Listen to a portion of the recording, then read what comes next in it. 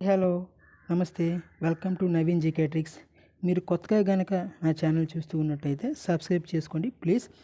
Next ఈరోజు ఏం చెప్తున్నామంటే, ముందుగా జరిగిన ఏవైతే పేపర్ 2కి సంబంధించి ఎగ్జామ్స్ జరుగుతూ ఉన్నాయో దానికి సంబంధించి ఎలాంటి క్వశ్చన్స్ అడుగుతున్నాడు, మెయిన్గా మనం సైన్స్ పరంగా చూసుకుంటే ఎటువంటి క్వశ్చన్స్ అడుగుతున్నాడో ఒకసారి చూద్దాం. ఎలాంటి క్వశ్చన్స్ అడిగాడు ఆ మోడల్స్ కూడా ఒకసారిగా చూసుకుందాం. రీసెంట్గా జరుగుతున్న ఎగ్జామ్స్ ఏనండి ఇవన్నీ కూడా 3 days నుంచి అవుతున్నాయి ఆల్రెడీ, ఫిజిక్స్ను మ్యాథ్స్. సో ఈరోజు మార్నింగ్ కూడా జరిగింది. మొదటి క్వశ్చన్కి వస్తే ముందుగా ఇథనాయిక్ ఆమ్లంకి సంబంధించి ప్రశ్న అడిగాడండి. ఇది మనకి 10th క్లాస్లో ఉంటుందండి. 10th క్లాస్కి సంబంధించిన టాపిక్. అది కూడా మనకి కార్బన్ కాంపౌండ్లో ఉంటుంది. ఇథనాల్ మీన్స్ మనకి ఆల్కహాల్కి సంబంధించి కానీ, అలాగే మనకి ఎసిటిక్ యాసిడ్కి సంబంధించిన ఫ్యామిలీకి సంబంధించినవి కానీ, ఇథనాయిక్ వీటికి సంబంధించిన రూల్స్ ఉంటాయి మనకి. సో అది కార్బన్ కాంపౌండ్ ఉంటుంది, కర్బన రసాయన శాస్త్రంలో ఉంటుంది. నెక్స్ట్ సెకండ్ క్వశ్చన్కి సంబంధించి ధాతువులు సంగ్రహించుట, ఎక్స్ట్రాక్షన్ ఆఫ్ ఓర్స్ అని అంటారు చూడండి. అధిక చర్యాశీలత, మధ్యస్థ చర్యాశీలత, అల్ప చర్యాశీలత మీకు ఉంటుంది. ఎలా ఉంటుంది? కే, ఎన్ఏ, ఎంజీ ఇలా మనకి ఇంక్రీజింగ్ ఆర్డర్, డిక్రీజింగ్ ఆర్డర్ అనేది ఉంటుంది చూసుకోండి. సో ఆ ఆర్డర్ ప్రకారం మనం నేర్చుకోవాలి. వాడు ఆర్డర్ అడుగుతున్నాడటండి. ఆల్రెడీ నిన్న అడిగాడు క్వశ్చన్ అంట. ఎలా అడిగాడంటే, క్రింది వానిలో అధిక చర్యాశీలత లేదా మధ్యస్థ చర్యాశీలతకు సంబంధించిన మెటల్స్ను ఒక ఆర్డర్లో రాయమన్నాడు. ఆరోహణ కానీ అవరోహణ కానీ ఆ విధంగా ఇస్తాడు మనకి. సో ఇది ఒక టాపిక్ చూసుకోవాల్సి ఉంటుంది. నెక్స్ట్ భర్జనము, భస్మీకరణం మీన్స్ రోస్టింగ్ అండ్ కాల్సినేషన్ అండి. ఇది మనకి మెటల్స్ అండ్ నాన్ మెటల్స్లో వస్తుందండి. ఇది లోహాలకు సంబంధించి. ఇది 10th క్లాస్లోనే వస్తుంది మనకి. ఏంటంటే రోస్టింగ్ను కాల్సినేషన్ అంటారు. మీన్స్ ఓర్స్ ఆఫ్ కార్బోనేట్స్, సల్ఫైడ్ ఓర్స్ అనేది వీటికి సంబంధించిన టాపిక్ ఉంటుంది. సో భర్జనము, భస్మీకరణంతో పాటు నెక్స్ట్ కార్బన్ కాంపౌండ్లో ఆల్కేను మనకు ఫార్ములాస్ ఉంటాయి. ఆల్కేను CnH2n+2 అని ఉంటుందండి. CnH2n+2. అలాగే ఆల్కీన్ CnH2n, ఆల్కైన్ CnH2n-2. సో వీటికి సంబంధించిన ఫార్ములాస్ ఉంటాయి. ఆ ఫార్ములాస్ సంబంధించి వాడు అడుగుతున్నాడు. నెక్స్ట్ కెమికల్ ఫార్ములాస్ అంటే మనకి 10th క్లాస్ ఫిజిక్స్లో మొట్టమొదటి చాప్టర్ అయిన కెమికల్ రియాక్షన్స్లో వాటిలో మనకి ఇస్తాడండి. క్విక్ లైమ్ CaO, లేకపోతే CaOH2, లేకపోతే CaCO3 వీటికి సంబంధించి. నెక్స్ట్ అలాగే ప్లాస్టర్ ఆఫ్ ప్యారిస్ వీటికి. Next sodium carbonate, sodium hydrogen carbonate, chocolate soda అంటాం చూసారు కదండి. ఇవన్నీ టాపిక్స్ మనం చదువుకోవాల్సి ఉంటుంది.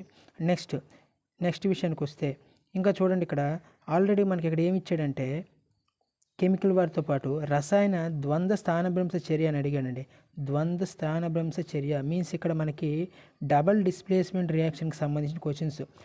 అంటే వాడు ఎలా ఇస్తున్నాడంటే, ఒక రియాక్షన్ ఇచ్చేసి వాటిని ఈక్వేషన్ని మనం సాల్వ్ చేయమంటున్నాడు. సో ఈ ఈక్వేషన్ సాల్వింగ్ చేస్తారు. నెక్స్ట్ ఇలాంటి రియాక్షన్స్ ఇస్తున్నాడండి. ఇచ్చేసి అప్పుడు ఏ గ్యాస్ ఫామ్ అవుతుంది, లేకపోతే CO2 ఫామ్ అయ్యేవి, ఇటువంటి క్వశ్చన్స్ అడుగుతున్నాడు. ZnSL gives to ZnCl2 + H2 gas అనేది రిలీజ్ అవుతుంది. ఇవన్నీ మనకి 10th క్లాస్లోనే వస్తుందండి. మ్యాక్సిమం 9th 10th ఇస్తున్నాడు వాడు పేపర్ 2కి సంబంధించి. నెక్స్ట్ ధాతువును సంగ్రహించుట. నెక్స్ట్ ఏంటంటే ధాతువును సంగ్రహించుట. ఇక్కడ చూడండి, ఇక్కడ యాక్చువల్గా మనకి ఇక్కడ మనకి చూడండి, ధాతువును సంగ్రహించుట ఇది ఆల్రెడీ చెప్పేసాం కదండి. నెక్స్ట్ ZnCl2 థర్మేట్ రియాక్షన్ చూడండి. థర్మేట్ రియాక్షన్ మనం ఏదంటే ఎందులో వస్తుందంటే లోహాల్లో వస్తుందండి. థర్మేట్ రియాక్షన్ మీన్స్ ఇక్కడ మనకి ఎక్కడ ఫెర్రస్కి సంబంధించి, ఐరన్కి సంబంధించి మనకి ట్రైన్స్ ఉంటాయి కదండి. ట్రైల్ పట్టాల మధ్య కలిపేటప్పుడు ఏ రియాక్షన్ జరుగుద్ది అనే ఒక టాపిక్ ఉంటుంది. సో దానికి సంబంధించిన ఒక క్వశ్చన్ ఈక్వేషన్ టైప్లో అడిగాడంటండి. నెక్స్ట్ కెమిస్ట్రీకి సంబంధించిన 9th క్లాస్లో ఎలక్ట్రానిక్స్ సంబంధించి క్వశ్చన్ అడిగాడటండి. నెక్స్ట్ అదేవిధంగా చూసుకుంటే మనం ఇక్కడ ధ్వనికి సంబంధించి సౌండ్ యాక్చువల్గా ప్రాబ్లమ్స్ అడుగుతున్నాడండి. ధ్వనికి సంబంధించి మనకు ఫార్ములా ఉంటుంది. V = 2D/T అనే ఒక ఫార్ములా ఉంటుంది. నెక్స్ట్ అలాగే ఫ్రీక్వెన్సీకి సంబంధించి ఫార్ములాస్ ఉంటాయి. వాటి మీద క్వశ్చన్స్ అనేవి అడగడం జరుగుతుంది. దాంతోపాటు మ్యాక్సిమం మనకి ఏదంటే ఈ కాంతికి సంబంధించి క్వశ్చన్స్ ఎక్కువగా అడుగుతున్నాడండి. పుటాకార దర్పణము, కుంభాకార దర్పణం. ఇందులో మెయిన్ మనకి ఏంటంటే పుటాకార, కుంభాకారకు సంబంధించి చూసుకోండి ఒకసారి జాగ్రత్తగా. ఈ పుటాకార, కుంభాకారలో మనకి ఫార్ములాస్ ఉంటాయి, గుర్తుపెట్టుకోండి. ఏది మిర్రర్ ఫార్ములా అని. ఇది మిర్రర్ ఫార్ములా అండి. మనకి 1/F = 1/U + 1/V దర్పణ సూత్రం అంటాము. ఇది మనకి ఆవర్ధనం అంట, మ్యాగ్నిఫికేషన్. ఇది పుటాకారకి, కుంభాకారకి ఉంటుంది. దాంతోపాటు ఇక్కడ మనకి లెన్స్కి సంబంధించి కూడా క్వశ్చన్స్ అడుగుతున్నాడండి. ఎలా అడుగుతున్నాడంటే ఒక కాన్కేవ్ మిర్రర్ ఇచ్చేస్తున్నాడు. ఒక కాన్కేవ్ మిర్రరు వీటిని మనం పి అంటామండి. దీన్ని పి అంటాము. పోల్ మధ్యలో సెంటర్ ఆఫ్ కర్వేచరు, ఇక్కడ మనకి ఎఫ్ ఉంటుందండి మధ్యలో. అయితే ఇక్కడ నాభి ఒక వస్తువును 20 సెంటీమీటర్ల దూరంలో ఉంచగా దాని యొక్క ప్రతిబింబం ఎటువైపు పడుతుంది, లేకపోతే మిథ్యా ప్రతిబింబమా, నిజ ప్రతిబింబమా, చిన్నదా, పెద్దదా, డిమినిష్డా, ఇలా ఎన్లార్జ్డా, అది నిజ ప్రతిబింబమా, మిథ్యా ప్రతిబింబమా, ఇలాంటి టైప్స్ ఆఫ్ ఆప్షన్స్ అడుగుతున్నాడు అంటే జాగ్రత్తగా చూసుకుని వెళ్ళాలి. అలాగే మనకి కాన్కేవ్ మిర్రర్కి సంబంధించి కాన్కేవ్ మిర్రర్, అలాగే ఇది కాన్వెక్స్ అండి. ఇది కాన్వెక్స్, ఇది కాన్కేవ్. ఈ 2 మిర్రర్కి సంబంధించి కూడా క్వశ్చన్స్ అనేది అడగడం జరుగుతుంది. నెక్స్ట్ విద్యుత్కి సంబంధించి ఎలాంటి క్వశ్చన్స్ అడుగుతున్నాడు అంటే ఇక్కడ కూడా సేమ్ ఫార్ములేషన్ అండి. మనకి ఓమ్స్ ఎలా ఉంటుంది, V = IR. అలాగే సిరీస్ ప్యారలల్, శ్రేణి మరియు సమాంతర సంధానము 1/R = 1/R1 + 1/R2 + and so on. ఇది మనకి సమాంతర సంధానం కిందకు వస్తుంది. శ్రేణి సంధానం అంటే R = R1 + R2 + R3 అనే ఫార్ములా మీద వస్తుంది. వీటికి సంబంధించి కూడా క్వశ్చన్స్ అడుగుతున్నాడు.